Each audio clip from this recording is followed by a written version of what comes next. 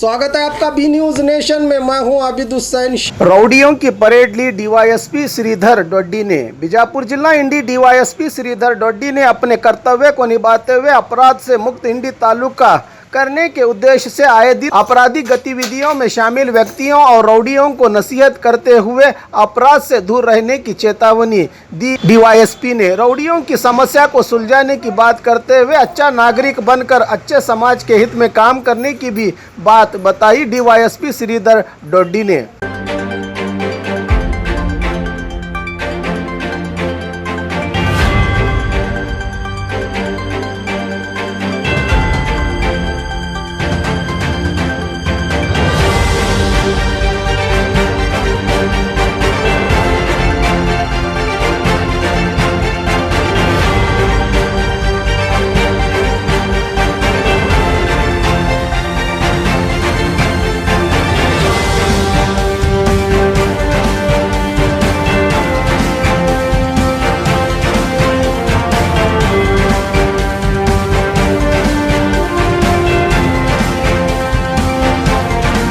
ಬಂದಿಲ್ಲ ಹಂಗೆ ಸುಮ್ಮನೆ ಬಿಡಂಗಿಲ್ಲ. ನಿಮ್ದೇನಿದೆ ನಿಮ್ಮ ಕೆಲಸಗಳು ನೀವು ನೋಡ್ಕೊಂಡು ಒಳ್ಳೆ ರೀತಿಯಲ್ಲಿ ಇರಬೇಕು. ಆರಾಮ ಗೊತ್ತಾಯ್ತಾ? ನೋಡಿ ಎಷ್ಟು ದೇಹ ಇದೆ, ಎಷ್ಟು ದೇಹ ಇಟ್ಕೊಂಡು ಇಂಥ ಕೆಲಸ ಮಾಡೋದು ನಾಚಿಕೆ ಆಗೋದಿಲ್ಲ.